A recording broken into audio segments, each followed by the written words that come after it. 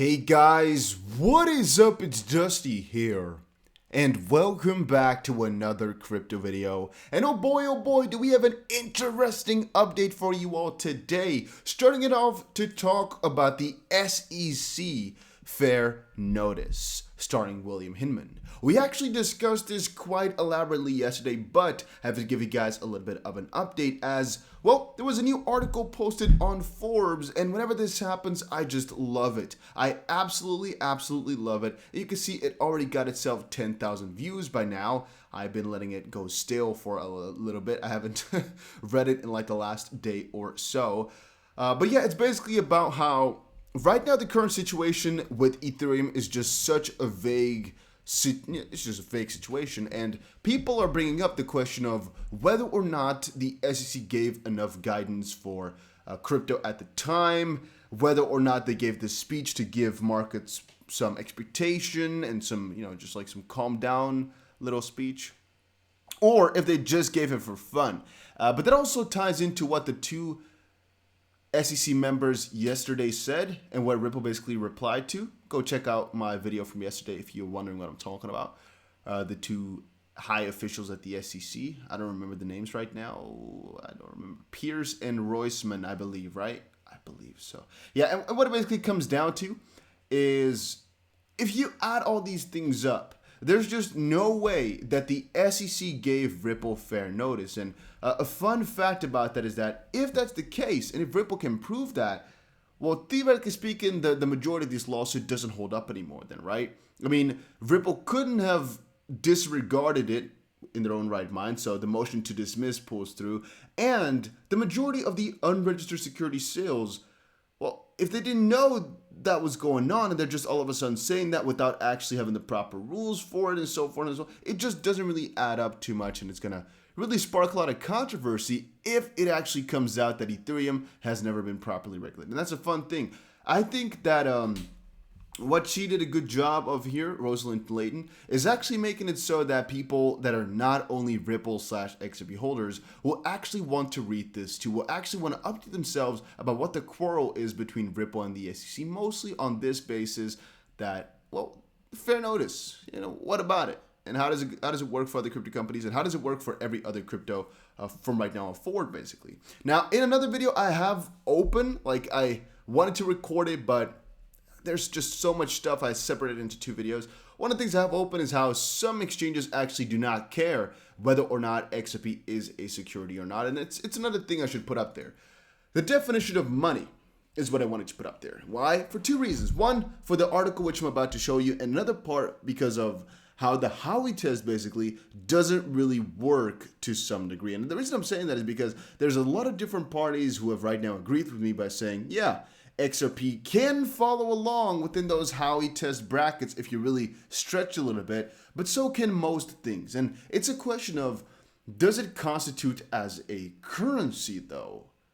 And whenever I go over that little list of little demands, basically, a currency should be fungible, durable, portable, recognizable, and stable.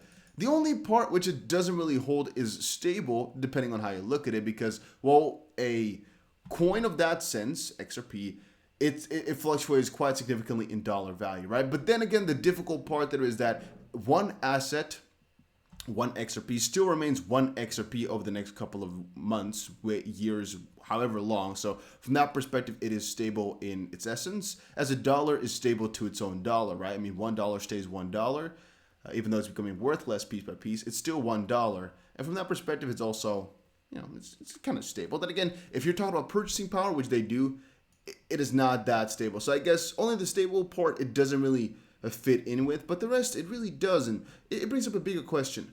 What exactly are currencies and how exactly are they backed up? How exactly does it work in the real world? One thing I saw earlier was this. Stable coins are not money, says Fed attorney. And once more, look at those requirements. Fungible, durable, portable, recognizable, and stable. If you tell me that a stable coin is not money, I don't really know what we're talking about then. But all right. Private stablecoins do not satisfy the no questions asked principle, says a paper authored by the Federal Reserve attorney and a Yale economist. I think this is really a fun story because, well, think about it, right? Who gave this story out? Okay, it says a paper authorized by the Federal Reserve attorney and a Yale economist, most likely because it's not in their best interest for this to pull through. A new paper authored by the Federal Reserve attorney and a Yale economist has described a regulatory framework for stablecoins. The author said that stablecoins are not yet money and likened the environment to the 19th century free banking era. They also advocated for taxing all private stablecoins once the Fed launches its own central bank digital currency, and you can kind of see the wording there. So, private stablecoins are not real money, but there will be some tax for private stablecoins once this official CBDC from the Fed comes out. So what's the purpose then of all of this? If they're first of all going to have a debate about why it's not real money, but then explain why they're going to be taxing it soon as money. Yeah. And here the debacle was kind of back and forwarded as well. We use them, they work, and we don't care about how you define them. I live in the States. I send DAI, USDT, USDC to my family in Africa, and they cash it out all the time. So let my family define what money is, not you fool. And I must give it to them. Really good point. Really good point. We define what money is. In the end of things, the US dollar is worth nothing if people don't have the faith in the government anymore. People don't trust that another person will accept it. From that perspective, yeah, it just depends on what a beggar chooses, right? All right, Jack Dorsey and Elon Musk and Cathie Wood set for a live talk during Bitcoin conference this week. The Bitcoin-centered conference, the B word, has been confirmed for this week, as well as entrepreneur Elon Musk's attendance. Musk, the CEO of Tesla, will participate in a live discussion with Square and Twitter CEO Jack Dorsey and ARK Invest founder CEO Cathie Wood during the conference, which will commence 12 p.m. Wednesday, July 21st. So that's going to be happening. Let me see. I think that's today, huh? Oh, no, it's still Tuesday. Okay, so again, a little bit of a jet lag. I haven't slept in a long time, as you guys most likely heard. A little bit confused about all of it, but we'll see about that one tomorrow. It's going to be interesting to see Elon Musk talk about this, though. Elon Musk talking about crypto. Yeah, it's really going to happen, though. It was also officially shared over on Twitter, if you were wondering. And by the way, if you're actually wondering, we are in Greece right now. Greece. Very greasy. Internet, by the way, is extremely bad. Can't do really too much about that. And I'm also not sure if I'm going to be able to live stream, to be honest with you. But, you know, we're trying our best. I don't think the tags are actually updated. It still shows Netherlands, but once more, we are not. So I'm not sure about that. I don't have a VPN on to the Netherlands either, so I wouldn't know why this is the case. Yeah, a little confirmation. All right, let's quickly see. A single company could bring 1 million Bitcoin mining rigs from China to Canada. This is actually a little fun contrast about Bitcoin centralization.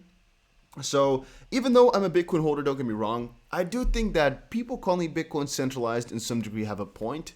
What they like to keep saying is two things. One, the majority of the mining power is headed over in China, so it's centralized by location.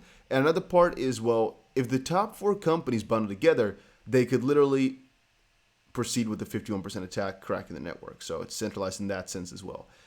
The thing with that is that if all these parties would have just moved to one country, two things happen. One, the top 4 parties still are able to control everything, but they're just split in different countries. And two, well, I mean, it becomes less centralized on a kind of, little area basis, but it's still the same amount of centralization if you think about the real network itself. It's just spread a little bit.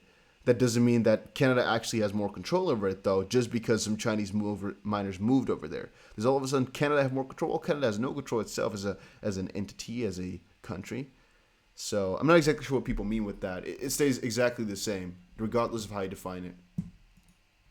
Then Robinhood warns a crypto revenue drop is coming amid IPO filing. According to its trading app, it expects the third quarter of 2021 revenue to be lower as a result of increased crypto trading in the first quarter, driven in part by Dogecoin. I thought at first that it was a really interesting, great article talking about why things are going to be going down from here on forward. But no, it's basically saying, hey, we think our revenue is going to be down in this quarter because the first quarter, it was ridiculously crazy. It was just really, really good because of all the hype and speculation. But this time around, it's a little bit less, so bada boom, bada bing.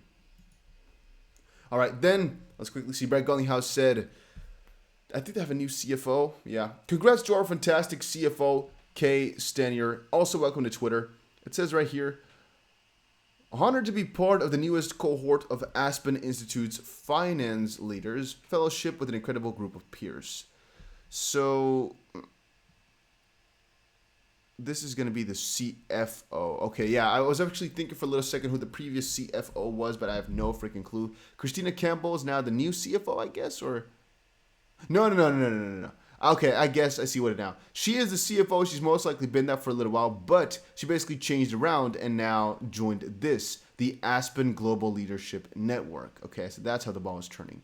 We are thrilled to announce the 2021 Class of Financial Leaders Fellowship. The 23 leaders commit to a 2-year fellowship that challenges them to reflect their roles as finance leaders and cultivate a deeper understanding of value-driven leadership. Yeah, just good. I think it's just good to have in your network, right? Ripple likes this type of stuff. It does good for their goodwill. So it's perfect and juicy. Guys, I don't have it open right now, but I'm going to recommend you all to check out the Bybit competition. A link is going to be down below. Right now, there's like 140 people who are in it, though, but the more the merrier, and it is really worth it, all right? A link is going to be down below. You should just make sure you check it out at least. If you don't know enter, don't enter, but make sure you at least have checked it out. There's so much money to be won. And I'll see you guys again in another crypto video later today.